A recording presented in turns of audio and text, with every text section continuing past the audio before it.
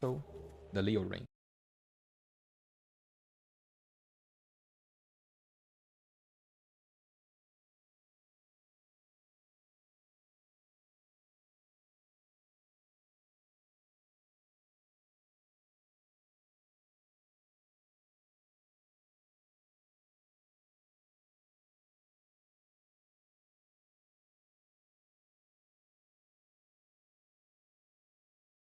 Ah, god damn it.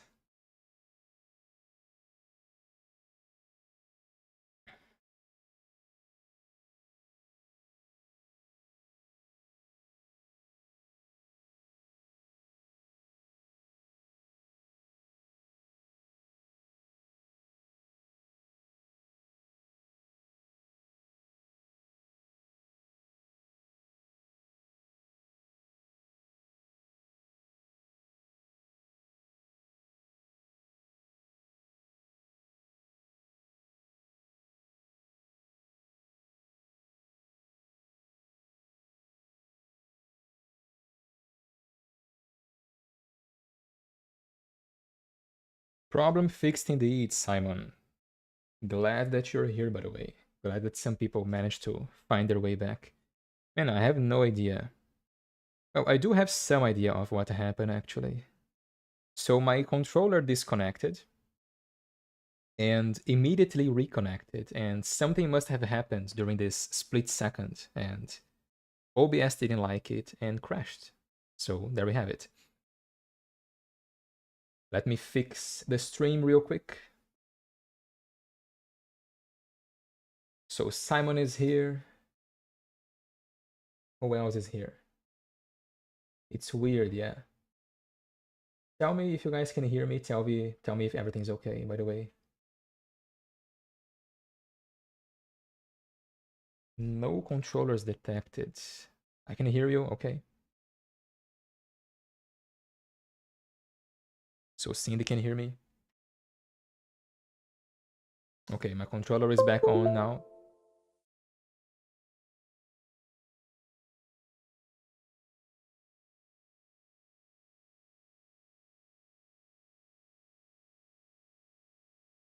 I can't see the stream on my own channel, which is weird. Okay, I do see it here though. Yeah, there we go. All right. Bear with me, chat. Bear with me, please. I do need to be careful as I move around because this disconnects the controller and then things happen. But we are here. We are here. Am I also recording? I am recording. Okay. So we are good to go. It's a shame that we kind of lost some audience there. Kind of a shame, but I hope they find their way back to the channel. All right. I'm gonna hang around for a few minutes, see if everybody comes back. Cindy is there. Anybody else, guys, in the chat? Any of the people who were here previously, that is. We have Cindy, we have Simon, or Simeon, I should say. Do correct me if I'm mispronouncing your name, man.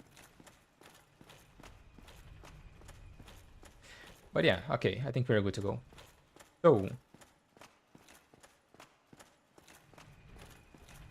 kinda lost my train of thought there. I was gonna talk about how it's interesting that Ornstein absorbs Smoke's power once he is defeated, right?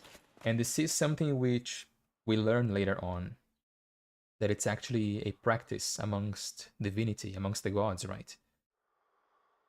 Simon works as well. All right, good to know, man. But we do learn later on that absorbing the power of fallen enemies is a bit of a practice amongst the gods, right?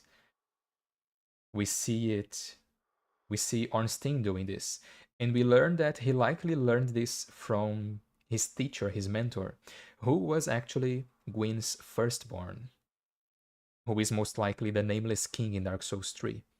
We see the Nameless King doing this in his boss fight in Dark Souls 3, actually, by absorbing the power of his Drake once you defeat the Drake in the first phase of the boss fight. And I have theorized before that you kinda have to wonder if this is a unique practice amongst the gods, right?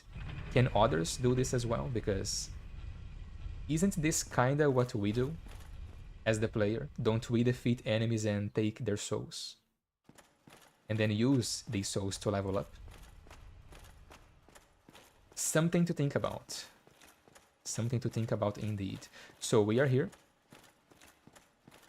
Interesting bit of environmental storytelling here. We have 2 elevators up.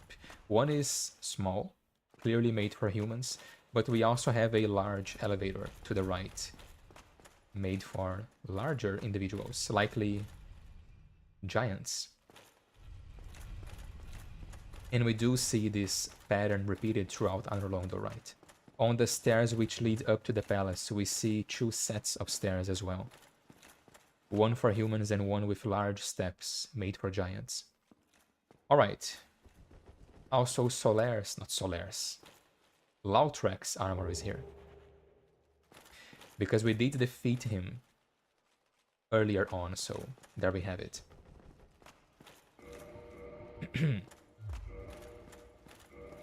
I suppose we can read that now, actually. The Armor of Favor. Helm of Lautrec the Embraced, representing the goddess Fina's love. During his solitude, he forsook everything, for he believed in the goddess's love for him. What exactly is his quest is something that we never really understand, is it? And also the chest plate has a unique description. The goddess's arms wrap around it as if to embrace the wearer. And if you guys notice, we actually do have the arms wrapping around us. Let me unequip the claymore. Do you see the hands? We have the arms up front and then the hands behind. As if we are being embraced by the goddess Fina. Quite interesting. But what exactly is his quest though? That's one of the mysteries, right, of Dark Souls. He is hunting firekeepers for some reason, but to what end we simply don't know. Alright. Let me take a moment to think what we are going to level here. A few people in chat, so if you were watching us previously, OBS crashed, so that's why we are here now. But we are back now. Okay, again, let's keep going with vitality. That's almost our 30 vitality quota, so we are almost there. And let's also speak to, well, to whoever is waiting us behind this door. A revelation is awaiting us.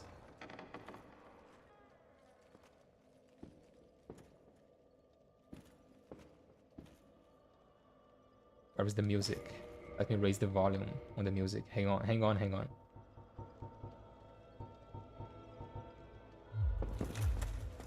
Notice how the music starts.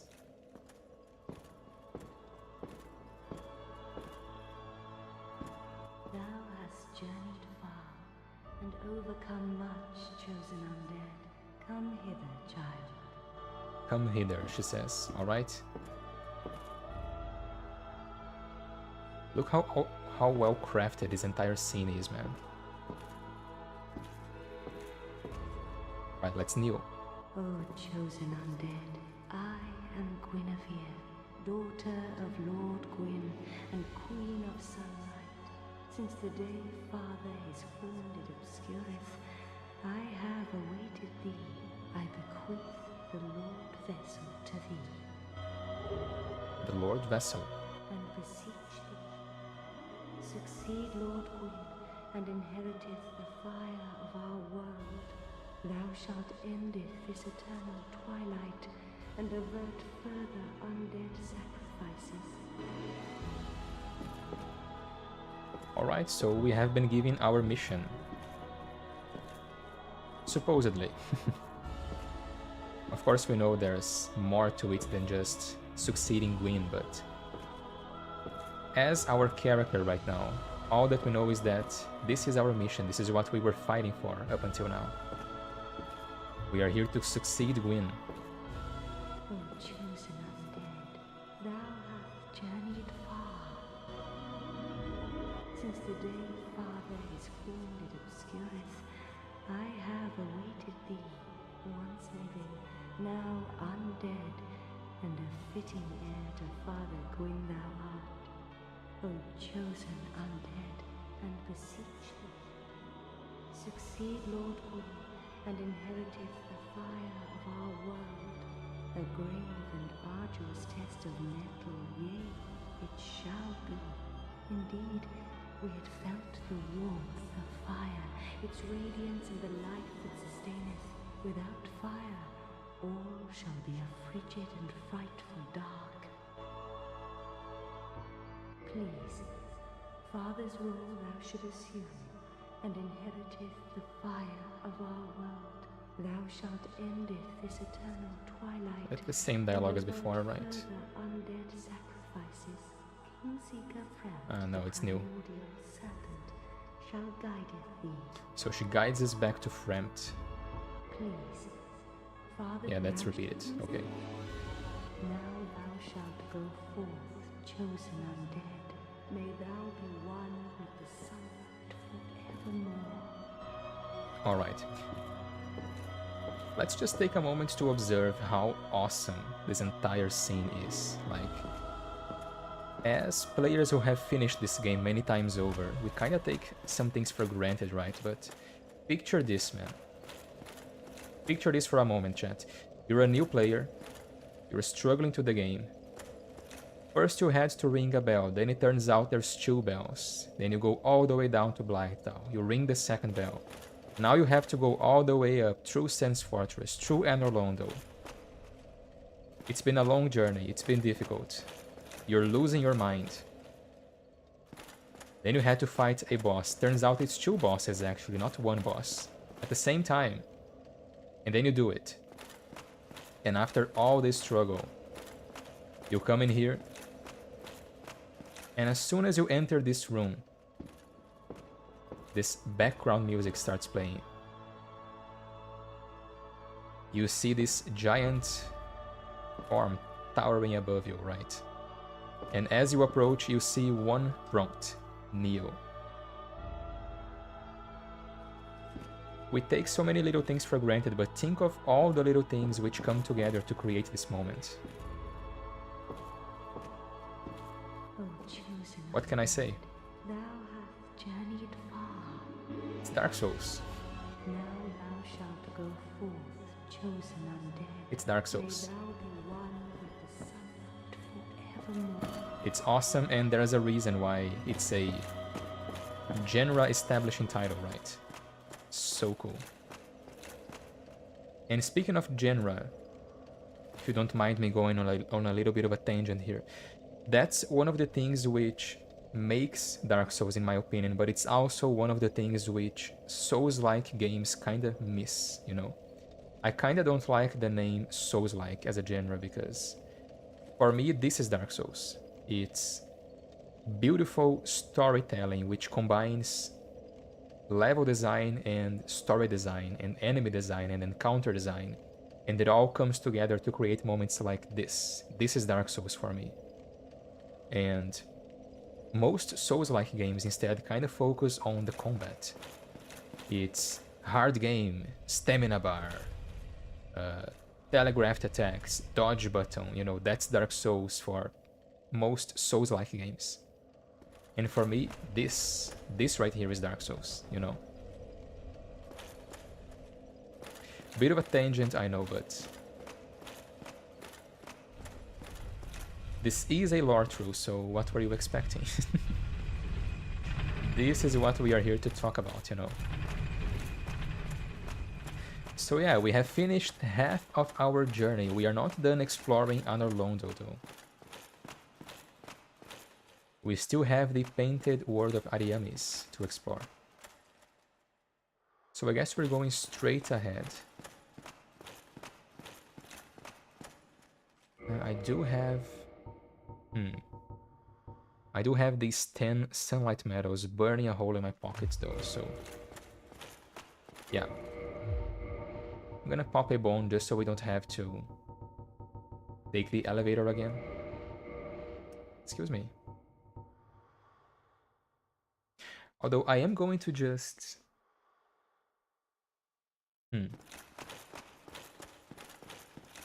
Okay, we can warp between bonfires. I'm stupid. Sorry. Sorry, chat. I'm dumb.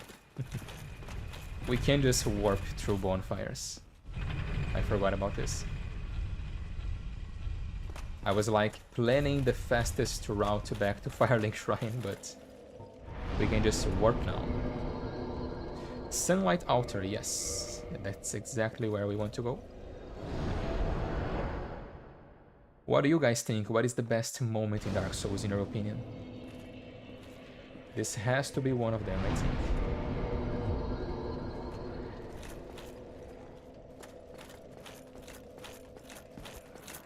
So Solar is still here. Oh, hello there. Exhilarating, is it not? Yes. The power of the sun. Alright, that's the same dialogue as earlier. So let's offer... Do I have to go? Okay, I can offer all 10 of them. Good. I forgot this was added in the remaster. So I'm gonna give 10 Sunlight Medals, and that gets us Great Lightning Spear. So let's read that. Great Lightning Spear, a miracle passed down to those bound by the Warrior of Sunlight Covenant. Hurl Giant Lightning Spear. The weapon of the God of War who inherited the sunlight of Lord Gwyn, but had respect only for arms and nothing else. So this is the personal miracle of Gwyn's firstborn. The Nameless King, basically, which is awesome to think about. We are using the same miracle as he used in the past. And it requires how much faith? 30, exactly 30 faith. Which is exactly what we have. So, that's a free damage upgrade for us. Free damage, free damage. I am warping back to the Chamber of the Princess. For now, we are not going straight for Fremd yet. And I think we can get started on the Painted World, actually, of Ariamis. But before we do that, chat, I think I'm going to take a short break. So that we are properly recharged before challenging the painting, you know? My controller just disconnected again. That's scary because that's what crashed OBS for the last time. Thankfully, nothing happened this time. Okay. So I'm gonna switch to the BRB screen. Enjoy this bonfire, chat. Take a seat by the bonfire. Grab a drink of Estus, I believe, and I will be right back. I'll be right back, chat.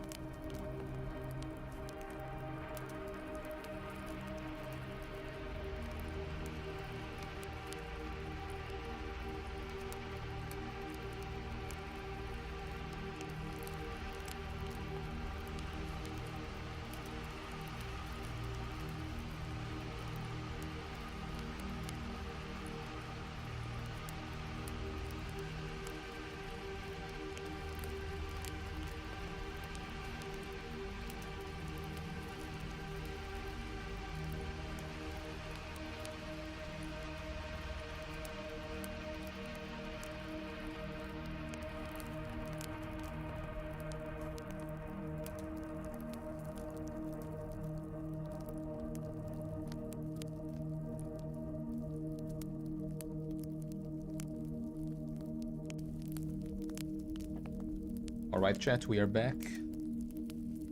Took the freedom to set a few things, well, properly, since I had to restart the stream earlier. Was kinda using the wrong thumbnail. Okay, let's go back to the game screen. And we are good to go. So Cindy, for me, finding Solaire and Onion Guy, the best moments for me in this game. Yeah, finding the guys who help you along the way is always fun. It's always great. Definitely.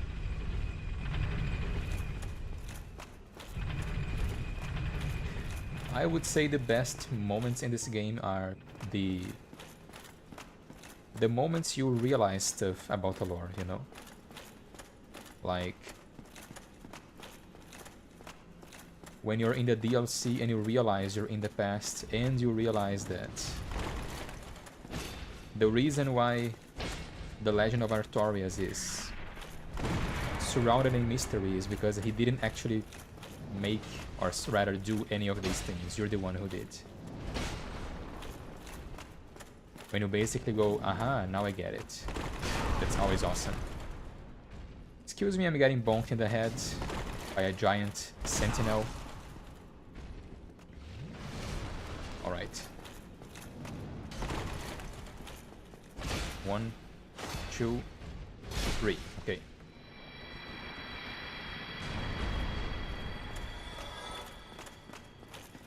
I love the precision we have in Dark Souls 1. I can free aim to hit the guy on his wrist. Just the tip of his wrist that is unprotected by the shield.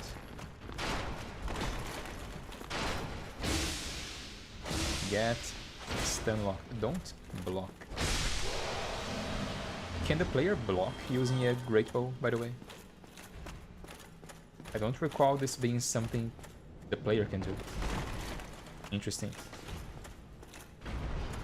Okay, so let's get rid of this guy. I really don't have to, but might as well. I'm getting bonked. Yeah. I'm getting bonked. I saw it coming. Yeah. Okay. Not falling for that. That's a strategy I use in PvP. You can't use it. Do Wrath of the Gods randomly as the enemy approaches me. They never expect the random Wrath of the Gods, you know? Nobody expects it. Alright, we have 2 more sentinels here. I really am just going to run past these guys, honestly. I can't be bothered to fight them. So like I said earlier, we can see here how we have 2 sets of stairs. There's these tiny stairs here to the sides. And we have the large stairs on the center, used by giants, which kinda makes you wonder if the inhabitants of Anor Londo were also human. I believe they were, because humans are like the majority of the population, right, of the world of Dark Souls, basically.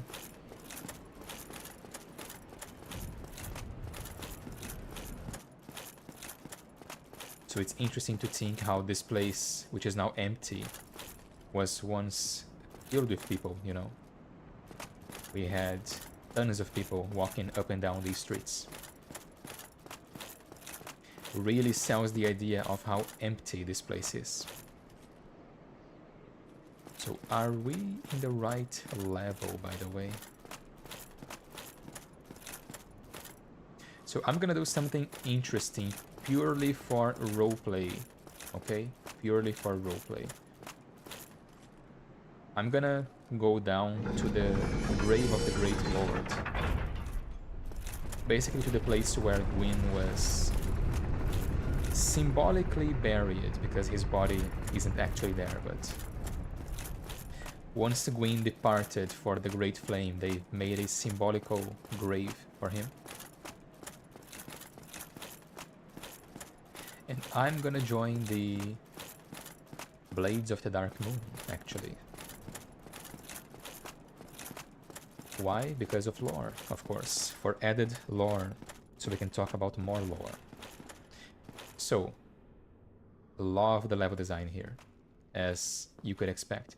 Here we have this grave not only for Gwyn, of course, he is the centerpiece of this room. There is this large, I guess this is called an epitaph, right? A large epitaph right here for Gwyn. But we also have all of these, and these are the knights which followed Gwyn into the first flame, you know. As he made his journey to the first flame, he gathered his most loyal knights. And they are now, how can we say, immortalized here. We do know these guys to now be the Black Knights. These are the guys who haunt us throughout the entire game. They are the knights who were hand-selected to fight against the demons of Lost Izalith. And they are also the guys who followed Gwyn in his final journey to the killing of the first flame, basically. Charm arrowhead, is it? Is it so? Need ring, yes. So here we have the Ring of the Sun's Firstborn on a corpse, which is interesting. What does it say though? Let's check it out. Ring of the Sun's Firstborn. Lord Gwyn's firstborn, who inherited the sunlight, once wore this ancient ring. Boosts the strength of miracles. Lord Gwyn's firstborn was a god of war, but his foolishness led to a loss of the annals and rescinding of his deific status. Today, even his name is not known. And this is yet another thing which was never explicitly told to us, right? We don't know what exactly the firstborn did to deserve being erased from history, basically. We do get some idea in Dark Souls 3, since we do meet the firstborn in Dark Souls 3. And we get the idea that he sided with dragons for some reason, but why is not really clear, right? But he did side with dragons to the point where in his boss fight in Dark Souls 3, he is fighting alongside a drake, you know.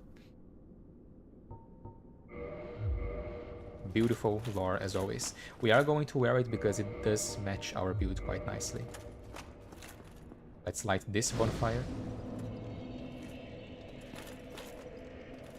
And so we have Gwyn's grave right here. We do have this ring with us, however. This one right here, which we found in the catacombs a few episodes back. This is the Dark Moon Seance ring, which is a ring granted to the adherents of Gwyndolin, Dark Moon deity and last born of Gwyn. And this ring right here kinda breaks the whole secret already, because it does say right there that the Dark Sun Gwyndolin is the only remaining deity in Anor Londo. So if he is the only remaining deity, then what is Guinevere, right? Kinda reveals the secret right here. Guinevere isn't really a deity, she isn't real. I did watch a very interesting video by, I believe the channel is Hawkshaw, I can't recall the name of the channel, sorry. But it's a well-known YouTube channel which talks about Dark Souls lore. And they've made some very interesting connections between the Necromancer Pinwheel and Gwyndolin. As in, for some time there was some sort of collaboration between them, I guess. Which would explain why Pinwheel uses illusion magic to multiply himself, in the same way that Guinevere uses illusion as well. And would also explain why Gwyndolin is hidden behind an illusion, because this right here isn't real. This giant statue of Gwyn is an illusion. And when we equip the Dark Moon Seance ring, this happens. I love this game, man. The way it all comes together, you know, it's awesome. But yeah, if this theory is correct, and I believe it is, if there is some sort of relation between Gwyndolin and Pinwheel, then it would also explain why we find this ring in the catacombs, right? A follower of Gwyndolin was once visiting the catacombs and left this ring there.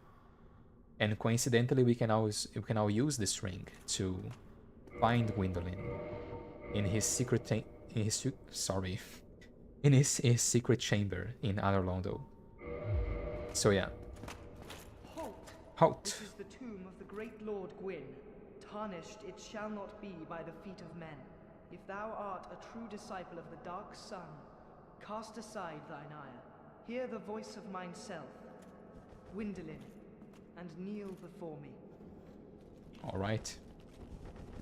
So he has halted us and basically forbid us from stepping forward. We are going to kneel before him. O disciple of the Dark Sun, thou hast journeyed far. Hear my voice. If thou shalt swear by the covenant to become a shadow of Father Gwyn and Sister Guinevere, a blade that shall hunt the foes of our lords, then I shalt protect thee, safeguarding thy person with the power of the Dark Moon. Before we do this, guys, let's take a moment to observe the writing here. We already know that Guinevere isn't real. It's an illusion cast by Gwyndolin. Notice how they use the same line of dialogue. And sure, all the gods speak in the same manner. They speak in this Shakespearean English, right? This old English. But coincidentally, thou hast journeyed far. Guinevere told us this very sentence, and now Gwyndolin said the same, you know. And I don't think that's coincidence. I think that's just reinforcing the fact that the Guinevere we see isn't real. It's Gwyndolin speaking to us through an illusion. And he may be very good at casting illusions, but he's not very good at hiding his pattern of speech, because he just used the same sentence to speak to us. Twice in a row, actually. Our character doesn't know about any of this, however, and we are going to join the Covenant.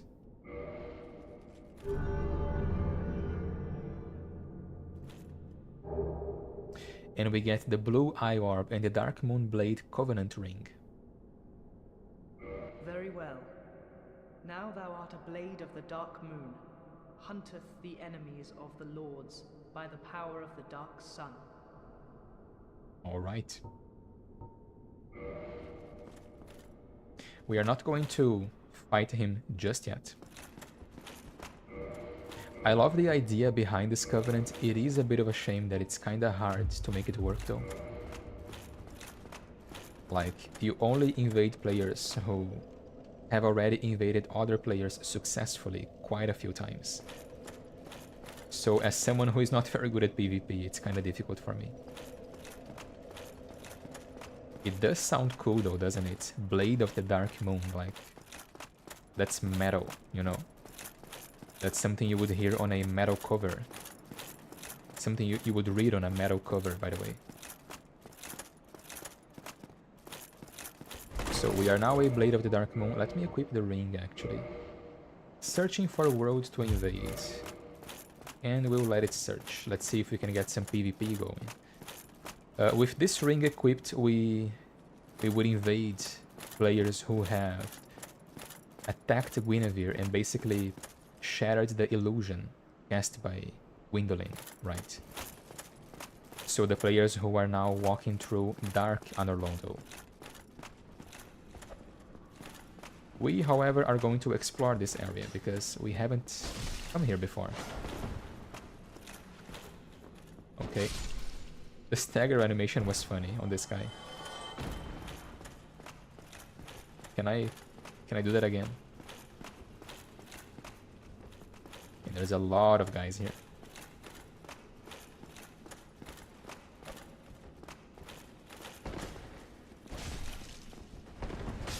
Okay, I can see the funny stagger again. He kinda waved his arms to the sides. And it was a bit funny, but anyway. Very easy to kill these guys because they have no poise. And they are meant to be like agile enemies, but... Okay. How can you stun lock me? Oh, I am invading another world. Cool. Can I chug Estus? Okay. PvP chat. PvP. Prepare to not be impressed. Okay, so this is the Great Chamber. Is that the guy? Yeah, that's the guy right there.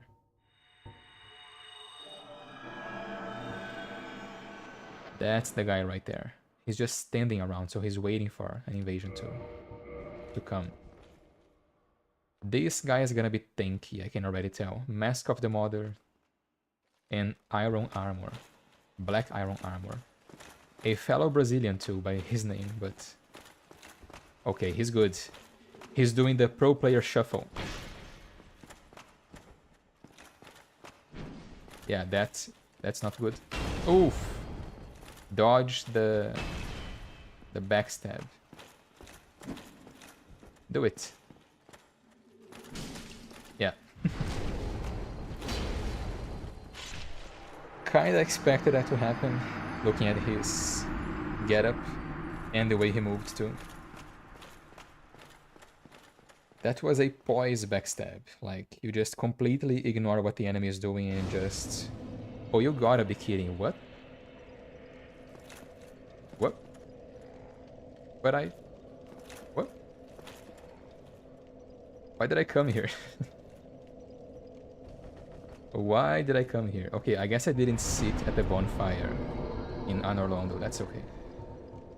Ah, damn it. I haven't unlocked the bonfire because I haven't sat at it. Okay. Okay, Dark Souls. I see how it is. I see how it is.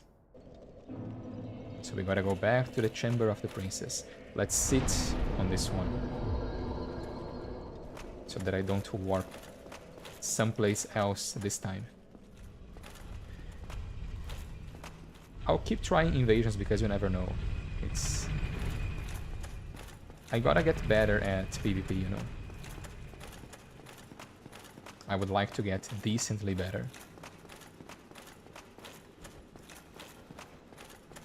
I'm also running past these guys because ain't nobody got time for that.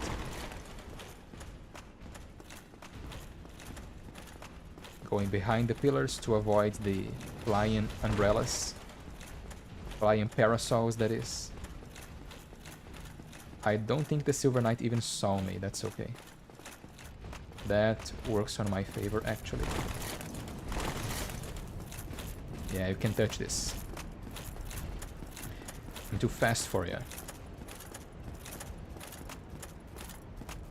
Okay, so the bridge is down.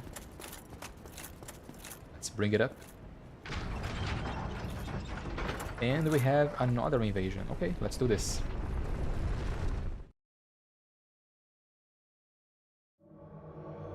Same guy, okay.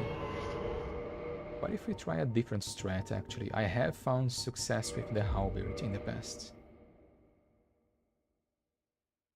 How can we invade the same guy so fast, though? Isn't there like a cooldown on invasions? Anyway. Okay. Let's be aggressive.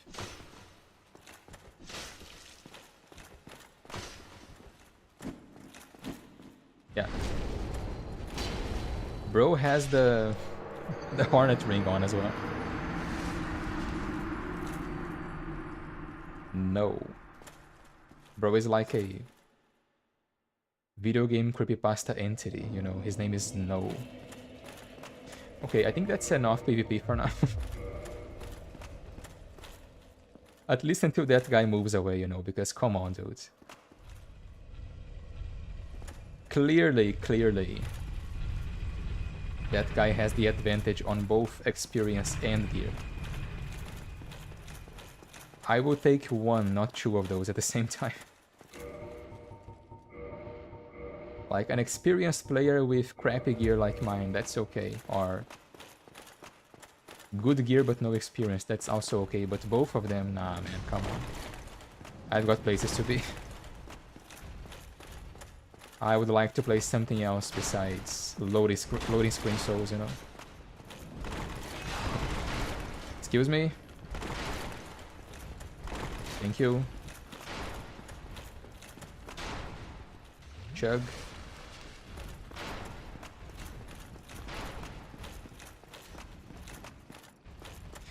Again, kinda reinforcing the point I made earlier of how kinda don't like Dark Souls 1 PvP, you know?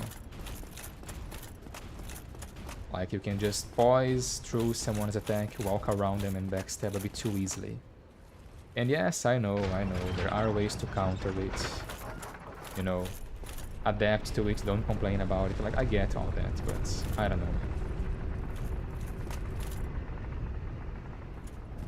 It's a bit too different from regular gameplay. And if player-made tech makes the game feel too different, I think that's something... That's a step in the wrong direction, you know? Bit of a random example, but take a look at Chivalry Medieval Warfare, or any game of the same genre, for that matter. Games like Mordhau, or... Man, I don't know.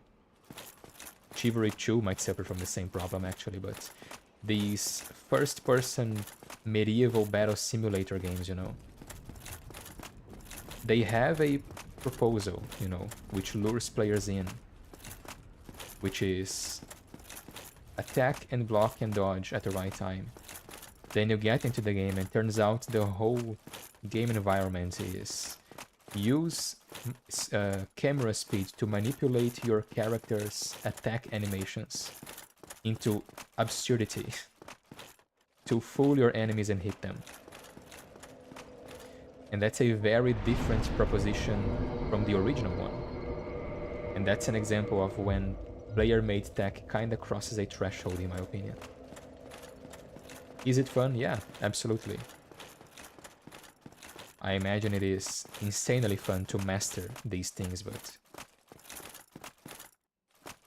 kinda too different from the initial proposition, like I said. Anyway, let's explore the painted world of Ariamis, like I said. We did fight these guys earlier, during our first trip through Anor Londo, as we were walking the raftways all the way up there. We are getting targeted by throwing knives, excuse me. Goodbye. Oh. Yeah, take this. Throwing knives, okay. Can I wrap up the gods, these guys? Please, pretty please. Ouch. Yeah, come closer. There we go. That one felt good. Can I do it again? Get around, everyone. Get around, gentlemen. Come on, stop throwing knives. I'm here. Okay. Yeah. Did you just dodge? Yeah. What? Okay, that was scary. I almost died, actually. We did it, though. More throwing knives, and I believe there is a miracle here. Yeah, that's great magic sorcery. So let's read this one. Sorcery which improves upon magic weapon. High magic augmentation to right-hand weapon. At Vinheim Dragon School, only magic swordsmen on special orders are allowed to learn this spell, which grants powerful augmentation to various weapons. Alright, so it's something given only to specific sorcerers, you know. Not every sorcerer can learn the spell, which is interesting, I suppose. There's the funny animation again. Did you guys see that? Do it again. Oh, he's gonna do the dying animation now, because he's gonna die, that's why. Alright, so obviously we have not forgotten the doll on this playthrough. And if you catch that reference, I like you. You're a cool person. But there's another guy. Come on, dude. We have the doll, obviously. I have already explored the Northern Undead Asylum. Oh, we did get the Painted Guardian Sword. Let's read this one.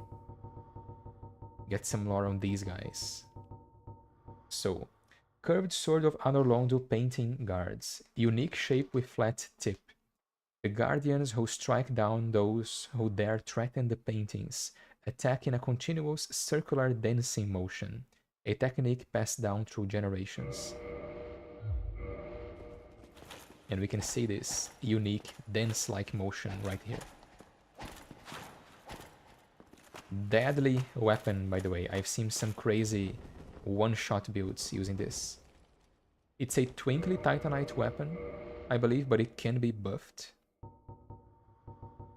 I might be wrong, actually. Is it a regular titanite weapon? I don't recall. You tell me, chat, is this a twinkling titanite weapon or a regular titanite weapon? But it can be buffed, that's the point, and it can deal some crazy high damage. And here we also have Black Iron Tarkus's corpse, unfortunately. So this is where he died. Likely he fell from the rafts up there and was killed by the guardians, you know, down here. Or maybe not. Maybe he tried to explore this room and was ganged up upon by the guardians. Which is less likely. I feel like he would make short work of these guys. We also have the Great Sword and the Black Iron Great Shield. So let's check his armor. Let's see what we have here. Black Iron Helm. Helm of Black Iron Tarkus, a knight known for his great strength. Built of a special black iron and providing strong defense, notably against fire, but terribly heavy, to be unwieldy to all but Tarkus himself. So this is the guy who helped us get through Sen's Fortress. And besides us, besides our character, he is likely one of the only characters that we know was successful in fighting his way through Sen's Fortress, which is awesome. We have the Greatsword, which is a reference to Berserk. We have the slow block animation because we don't have nearly enough strength to use this. But yeah, if you've read or watched Berserk, I hope the answer is read because you should read Berserk, not watch it. But if you read Berserk, then you might recognize this sword. This is the sword that the main character uses during the Golden Age arc, which is kind of like one of the first arcs in the story, you know. This is not the famous Dragon Slayer, it's more of a generic sword that he uses at the beginning of the story. Further down the franchise, in Dark Souls 2 and 3, the Greatsword resembles the Dragon Slayer instead. Have you guys read Berserk, by the way? Speaking of which, are you familiar with it? It is, of course, one of the biggest sources of inspiration behind Dark Souls. We also have the shield, which says basically the same as the armor, I believe. Yes, it's made of a special metal which is resistant against fire. That's 90 fire resistance, so that's a lot, actually. Would be fun to fight Calamite with this thing. I need to read Berserk, it's amazing. It is, Cindy, it is amazing. I definitely recommend it. I need to continue reading it. I kinda stopped some time ago. Kinda lost track due to all of the hiatuses that happened, actually. Kinda need to get back to it. But anyway, we have this painting right here, this giant-ass painting. And as we approach it, as we touch it, something interesting is going to happen.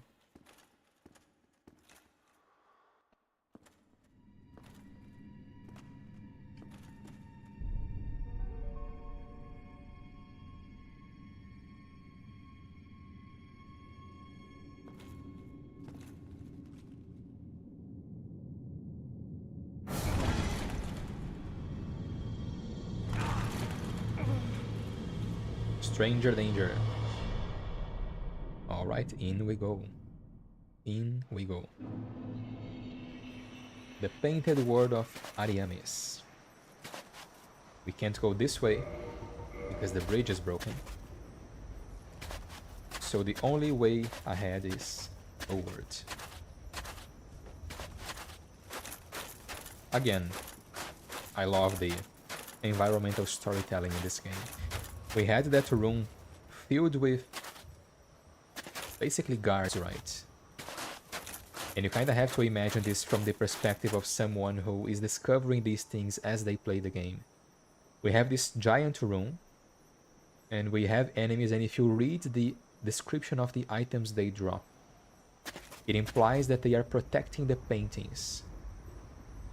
And then if you come in there with this random-ass item, this secret doll that you find in a secret area of the game, which kinda hints towards paintings, to a painted world, then you get to explore this area. So it's a super hidden area, right? Kinda makes you wonder, how the hell do people figure this thing out, you know? It's the level of secrets you don't really find in modern games anymore, because I think most modern developers would be afraid of hiding content behind so many layers of secrecy, you know? One secret area, yeah, that's okay, but having a secret area which requires you to explore another secret area beforehand, yeah, that's a bit too much, I feel, for modern games. Which is a shame, of course, because it's that old game charm which we can't really find anymore, you know? But that's just a baby boomer in me speaking. Don't mind me, you know. That's just me sipping a can of Monster energy drink and going, yeah, man, they don't make it like the old times anymore, you know? Modern games these days. Don't mind me, chat. But anyway, we are trapped. Thankfully, we can just warp out of here because we do have the, you know, the Lord Vessel. So, aha. Except we can't. The bonfire is cut from others. Cannot warp. Panic. Panic mode, chat. We are trapped in here. We have been quite literally pulled into this strange dimension, this strange world, and we can't get out. The only way ahead is forward. So let's explore. And let's see what we can find out about this place as we go. So we have some hollows, which is peculiar. It's been a while since we found hollows. Immediately makes you wonder, why are there hollows in here? What place is this? It's not Anor Londo, clearly, because there were no humans, and therefore no hollows in Anor Londo.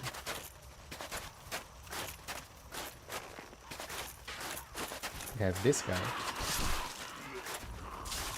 Ouch. Ouchie.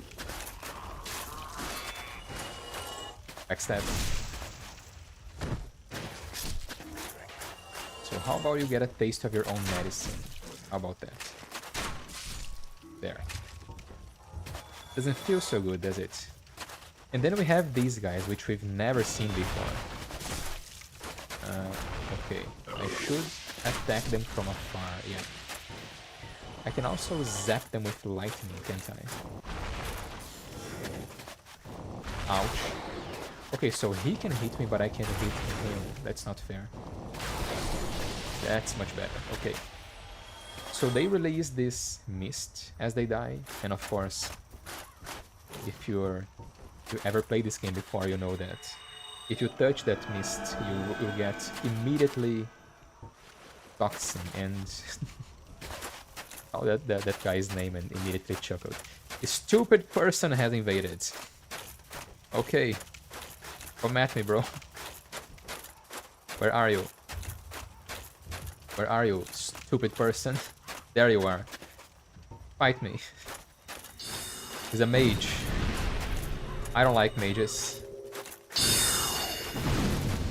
You wanna try that again? Oh, okay.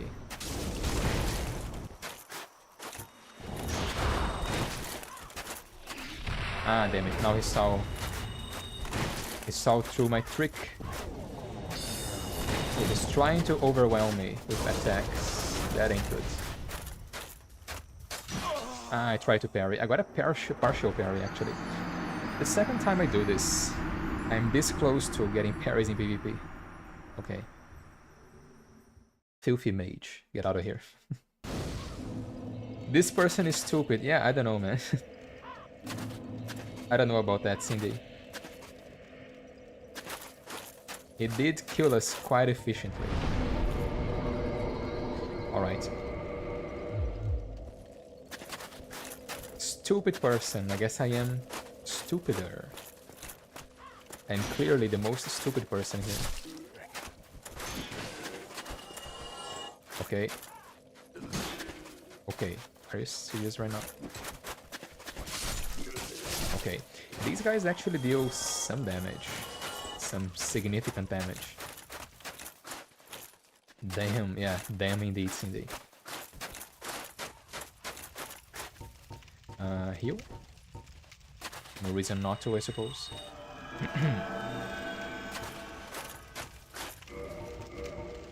How am I in upgrade materials? That's 11. Plus 8. It has to be plus 10 for me to use Titanite chunks, right? Yeah, so I can't upgrade my crossbow right now. Shame. Okay, dodge that. Backstab this guy.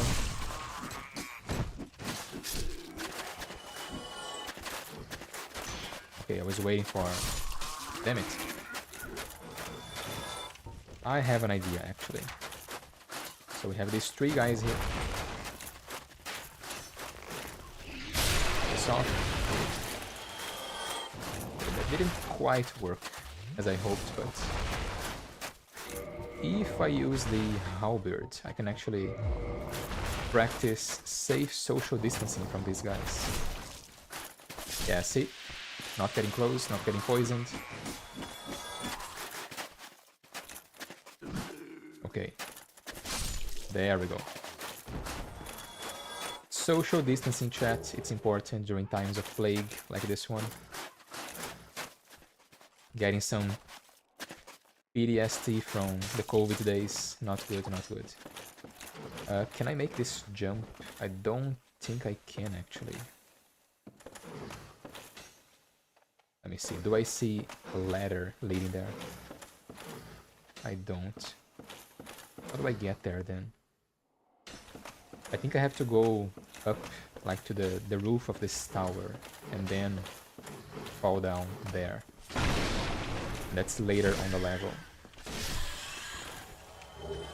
Soul of a brave warrior, and some strange white rats which are only found here.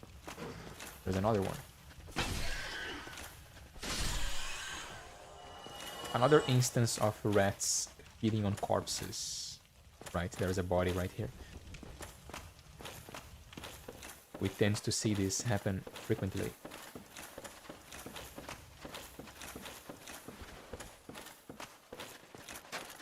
Okay, so we have another archer over there. I'm going to snipe this guy, actually. Can I lock onto you? Yes. Do it. Damn it. That's okay. I have healing miracles. I have heals for days, my friend. Heals for days. There's a guy... Oh, thank you, lock-on system. That's very helpful. I'm gonna zap this guy while I have the chance. Yeah. And that guy up there as well. And this guy down there. Everybody gets a zap. Trading hits with this guy, that's okay, and that's it. Great lightning spear, dealing some nice damage, as you can see. I'm getting some weird render problems. If you guys look out the door up there,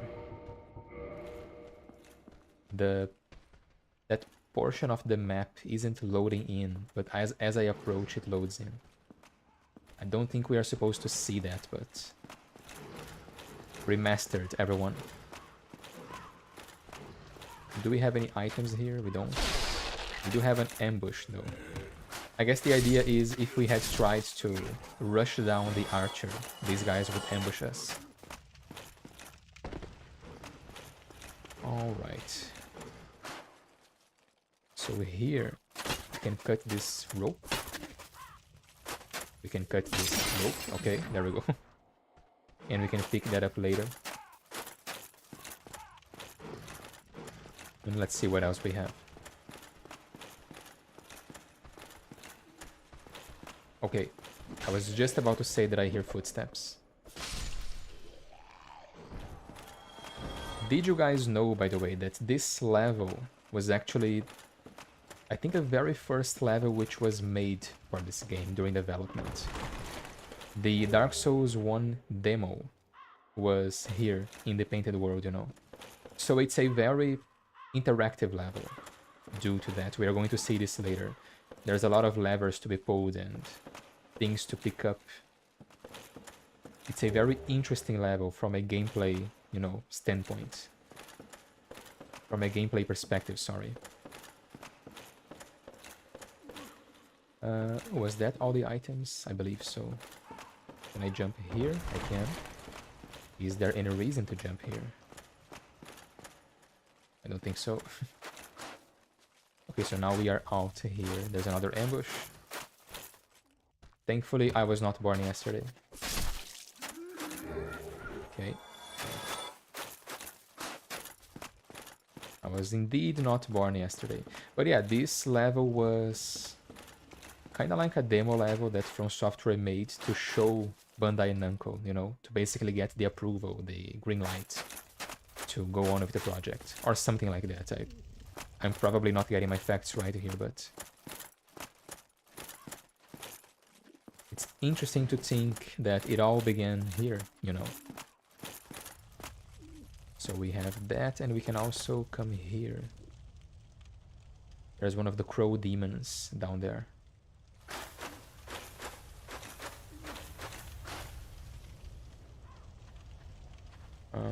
As we go up, more of these guys will appear. Yeah, there they are. Okay, not enough time for this. Okay, I can stun lock them with the halberd. For a moment, I thought I couldn't stun lock them with the halberd. I thought I had to switch to the claymore. But let's keep with the halberd instead. We get reach and we get stun power. Yeah, see? The reach is nice. Missed. Hit. They do get some strange hyper armor towards the end of their attack animation, so if you take too long to attack them, they are going to just think through your attacks and trade hits with you. Alright, there's another one over there. Is it going to attack us though? One thing we can observe right now is that there is a lot of crow symbolism here. We are seeing lots and lots of crows. Okay, I think the trigger is picking up the item, so before I do that... Oh yeah, that's... Yeah, that's a sizable amount of bullshit, isn't it? Look at this. Come on, Dark Souls, don't do this to me. Yeah, Dark Souls, everyone. Okay, so it doesn't care, apparently. Well, since it doesn't care, let's read what we've just picked up. So this is the Red Sign Soapstone. Be summoned to another world as a dark spirit and defeat the summoner to acquire humanity. Certain dark wraiths resist their descent into dark and persevere along the honorable path. The Red Sign Soapstone is for them. Okay. So this is for dark wraiths who don't want to invade, instead wants to be summoned to fight. To formally challenge other undead to a duel, basically. It would be interesting to actually find NPC red summon signs at some point in the game, wouldn't it? Kind of a missed opportunity from software here. I think it would be possible in the Dark Souls 1 engine to have NPCs red signs. There is an item there, but if I get it, can I get back? I think I can, right? I can jump down onto the stairs. So let's go get it. Cindy hyping up the chat. Thank you, Cindy. Just a soul item. Okay. So let's jump here and let's not roll this time. Yes, so we are back to the same set of stairs as before. So we are here. Okay. Another heal, I suppose. I did mention earlier how it would be interesting to have more interactive quests with NPCs in this game. Oh, there's another one here. Half health for some reason. How did you take damage? Oh. Interesting. What damaged this guy? But anyway, I mentioned this earlier in other episodes. It's interesting how in Dark Souls 3 we do have some quests, and of course that dragon is going to wake up. We do have some quests where NPCs summon us into their world instead of the other way around. And I did mention how interesting it would be to have this in Dark Souls 1 with Solaire, for example.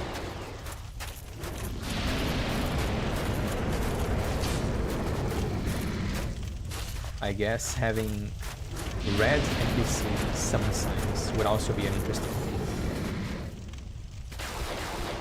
Okay, he is spilling poison to the side, so I gotta be careful with melee attacks. Yeah, that's a free hit here. Really easy to deal with this guy. You just have to keep switching between his front or his sides. And as he tries to adjust, you just punish.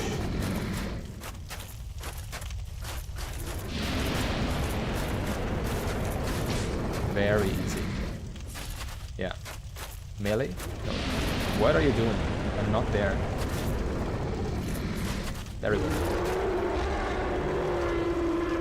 Defeating a dragon with a spear-like weapon, not a spear but a halberd, a spear-like weapon and lightning miracles, just as the gods intended. That's the way I like it. And for that we get a dragon scale and we get the blood shield. And we also gain access to one of the darkest unintended shortcuts into this game. The idea here is this should lead to the boss fight, but alas, the way is blocked. GG, thanks Cindy. It's fun fighting this dragon, honestly. It's fun fighting dragons in general, actually. But yeah, the way is blocked by the dragon's butt, for lack of a better word. We can, however, just do this. And this will glitch the dragon butt into standing up. And now we could just jump down here and go straight for the boss fight, basically ignoring, what, 70% of this level? We are, of course, not going to do this because we are going for content here. This is meant to be a Lorethrough, so pretend this didn't happen. The path is blocked. Woe is me. There is nothing we can do. We are instead turning back and exploring the level, finding the proper way forward. I'm not sure whether that's meant to be an actual enemy, because that thing has no AI, or rather its AI is paused, I would say. Like, it doesn't react, you know. I think it's just meant to be a regular dragon butt enemy, the same ones we find in Lost Izalith, but this one should be programmed to not respond to anything you do, right? But clearly there was some sort of mistake during this level's development. But anyway, we still have 2 Great Lightning Spears and 2 Wrath of the Gods cast. Okay. There's a Crow Demon down there. There's a Fog Wall. There's another Crow Demon. We have this door, which is locked by some contraption. I'm always reminded of Miyazaki explaining the idea behind these guys, right? Behind the design of these enemies right here. And basically, the idea here was they were people who really, really wanted to fly, and they wanted to fly so hard that they just, you know, wings sprout out of their arms, basically. Which is bizarre, of course, but links back to the idea of how intense desires can shape people in the world of Dark Souls. We see this a little bit in Dark Souls 2 with things like the covetous demon or Mita, the baneful queen, right? They had very strong desires and they were mutated by their desires, basically. Lore, everyone. Lore. Alright, what do we have here then? Not a boss fight, not yet, but we do have this reskinned Demon Souls boss fight,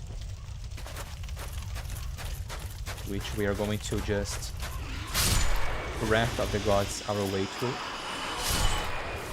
Okay, so that's some of them down. Only 2 more to go. And there we go. Now we chug, and that's it. That's why I love AoE attacks, you know. And that's actually a very good soul farming spot too. Excuse me. Yes, sir, you have a torch. I can see it. I don't want to see your torch. Thank you. Very good soul farming spot if you have something like Wrath of the Gods or Firestorm. Demon Souls reference, yes indeed. There was a boss fight in Demon Souls which was basically these enemies. It was the... I think in Demon Souls it's called the Demon Phalanx or something like this. Here in this game they are the Hollow Phalanx. In Demon Souls it might be something different. If anyone in chat has played Demon Souls, feel free to correct me. But it's an actual boss fight in Demon Souls. In this game it's just a enemy found here. I've never actually played Demon Souls, I must confess. I really should get around to playing it.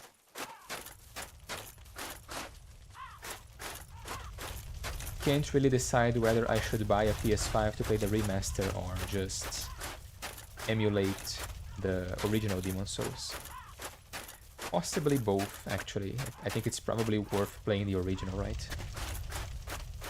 So we have plenty of places to explore here. We have this statue. Me too, yes, we really should get around to playing this game, shouldn't we, Cindy? So, this statue here of what seems to be a woman holding what might be her daughter, possibly.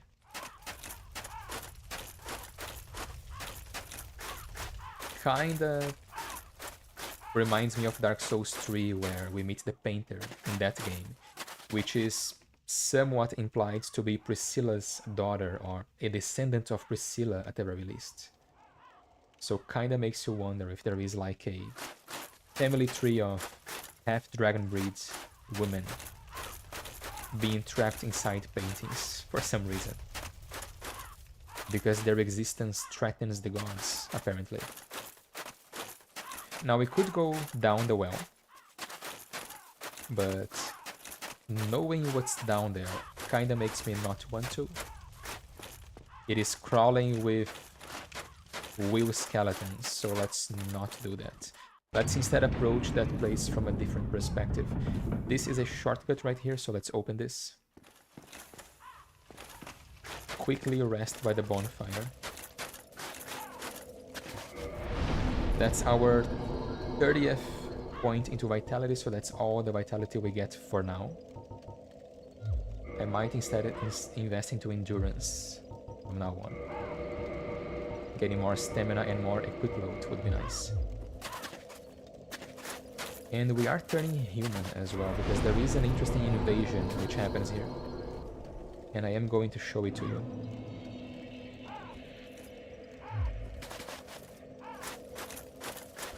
Of course, the enemies have now respawned.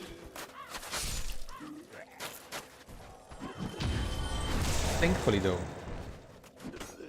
I'm quite good at parrying these guys. And backstabbing them too. Which is nothing to boast about because it's kinda easy to parry these guys. I don't think I need to provoke the phalanx to get to this area here. So chat, I want you to play... Sorry, to pay close attention to the sound here. Oh, that's scary. That's a stun lock. That attack is a guaranteed stun lock. Gotta be careful. Pay close attention to the sound in the background here. I'm going to go silent for a moment and let you guys listen to it.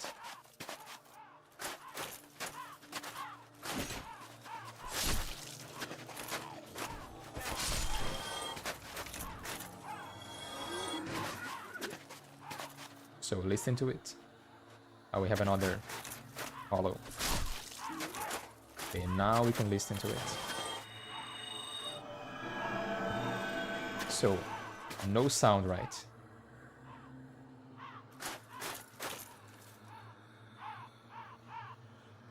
We kinda do hear something already.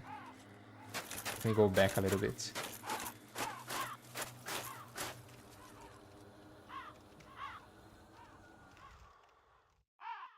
Yeah, so it's not as noticeable here, but as we approach the ledge, pay attention to the sound.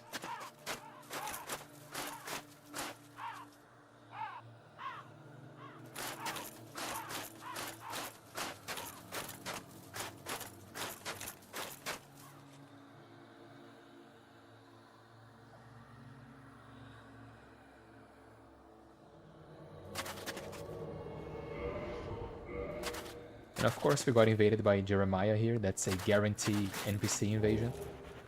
A knight and another knight, okay. Let's make quick work of Jeremiah here, then we will talk about the strange sounds we were listening to. Oh, ledge, gotta be careful. Oh, the damage though. How about another one? Yeah, let's trade. Let's not trade. Let's not trade. I might be dead. Not yet, not yet. Now I am. Okay, that's a first. Kinda got locked too close to the ledge and didn't really know what to do. That's a first, being killed by Jeremiah. That's a first, I gotta say. Let's pop a twin humanities here. Kindle. Sorry, reverse hollowing and Kindle. So what I was talking about basically was there is a strange sound which can only really be heard on that ledge, you know, as you approach the ledge. Kinda sounds like voices, you know, the voices of the damned basically, for lack of a better description.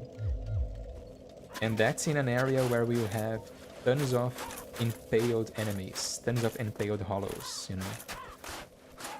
So kinda makes you wonder if that area is just haunted, you know?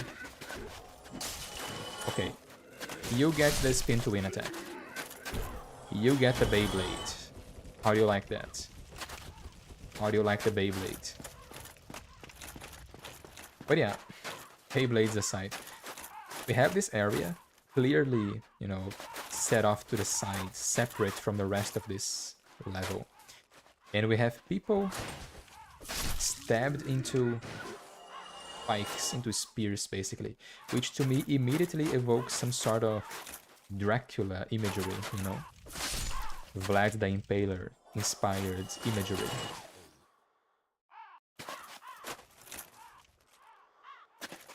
And as we approach this area, we start to hear voices. Which kinda implies, you know, it's the people who died here, or who were killed here maybe.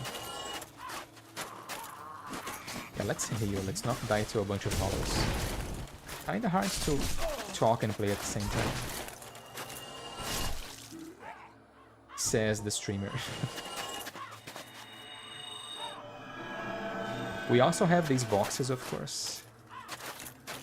These giant cells, for lack of a better word. Made of concrete, actually. Very heavy cells just tossed in here. And you've gotta wonder what was in here. We do learn as we play through this level that the painted world is basically just a place for things which were discarded, things which were not welcome in the outside world. So they were trapped in here instead. Or things which no longer had a place in the outside. Which begs the question, what the hell was inside these cages, you know?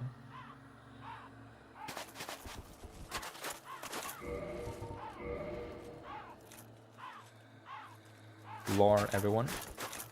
As per usual. And speaking of things which have no place on the outside, of course we have the Jeremiah invasion right over there. Peculiar looking character who is using chaos sorcery. The only other NPC who uses chaos sorcery against us is the Witch of Izalith we fight right outside the Bed of Chaos boss fight. Come on, man. Do something different.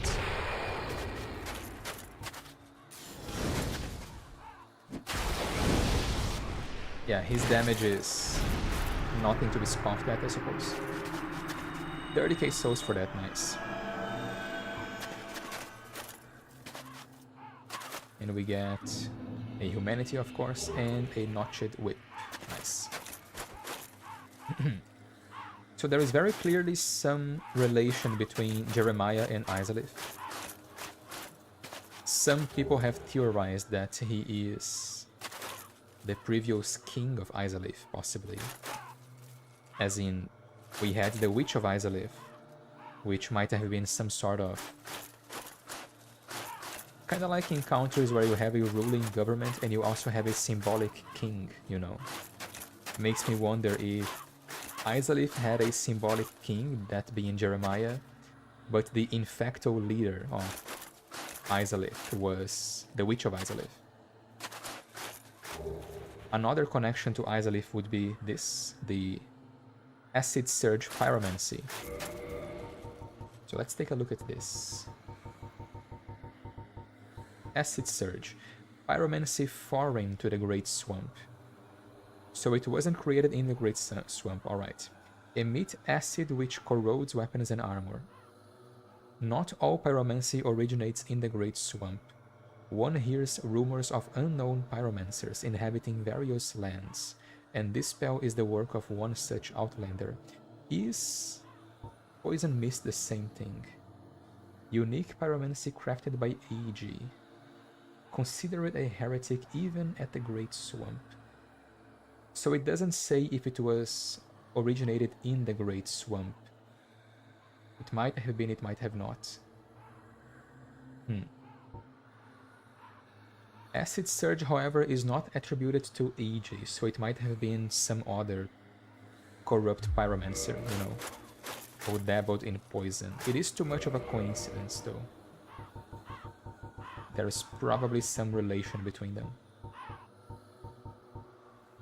But we do have multiple connections to Izalith in here. And to pyromancy in general. But yeah. Jeremiah might be some sort of king in Izalith, which would explain why he had chaos pyromancy. Or even seen as there was a war between Anor Londo and Izalith. Who knows, maybe he was captured by Anor Londo and thrown in here. You know, the leader of Izalith was captured and thrown in here, and then the Witch of Izalith remained alone to rule in his stead. There is really no evidence for this, I'm just, you know, brainstorming here. But it would make sense, you know. Anor Londo defeats Izalith in a war, in an invasion war, and captures their king and then traps said king in a painting to be forgotten. It is somewhat fitting, I believe. But yeah, kinda considering whether I should end the stream soon. I think we can unlock the shortcuts. I mean, if we do unlock the shortcut, might as well complete the level, right? And I hate these guys. That attack ignores poise, by the way. The attack where they charge at you while swinging their torches. Invasion. Oh, come on, man. This guy again. Oh, okay. Let's do this. Come on.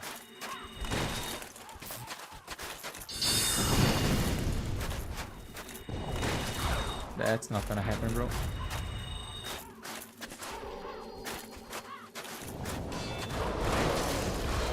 Oh. Okay, he was expecting. Ouch, yeah. Kinda trying to punish him there. Get out of here, man. Get out of here with the, well, what is it? Here, get an indictment. But I think that's my cue, guys, for ending the stream here. Getting kinda tired, to be honest. And my controller just reconnected again, which is not a good sign. But yeah, I think we're gonna end it here. I will get my souls on my next play session. They are just, you know, up ahead, so should be no problem. That was fun though, we did quite a lot. We talked about a lot of lore, which is always nice. Let me get my controller to the side here. Hope you guys had as much fun as I did, honestly. That was quite fun. So once again, we have our beautiful bonfire animation here for our ending scream as well. Quite happy with the result, I gotta say. We are quite happy with this. It was fun, yes indeed it was. We talked about a lot of lore. We played, or rather finished playing through Anor Londo, defeated ONS, and made our way to the Painted World, which we are going to finish on the next stream. But as always, guys, thank you for sticking around until the end of the stream. If you like this kind of content, if you like Dark Souls or somewhat old RPG games, lore, things like Skyrim, The Witcher, Mountain Blade, if you like this kind of content, you know, be sure to check the channel. And I will see you next time. See ya.